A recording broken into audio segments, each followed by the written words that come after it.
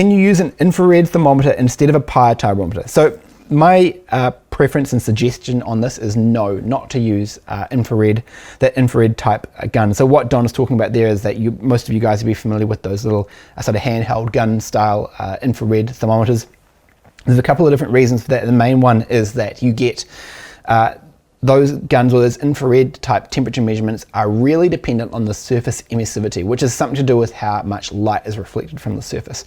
So depending on how clean or dirty or what even color the surface is, so you've got stuff on the outside of your tire, you're actually going to get really different temperature readings based on that. And because the surface of a tire is such a dynamic thing, it's constantly, from one side of the tire to the other, you may have completely different colors, you may have dirt and rubber and all sorts of stuff as you've come in on your in-lap.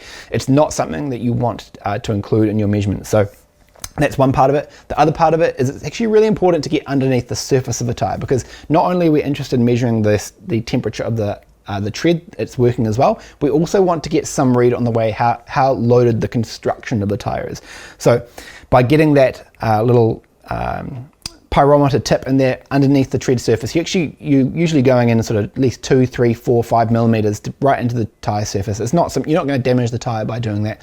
We're really getting a proper reading on how the construction is loaded as well. So that's my recommendation on not using infrared tire pyrometers. That question was taken from one of our free live lessons. If you like free stuff and you want to expand your knowledge, click the link in the description to claim your free spot to our next live lesson. You'll learn about optimizing the performance and handling of your car on the racetrack, as well as improving your skills behind the wheel. Plus, you'll have the chance to ask your own questions, which we'll be answering live.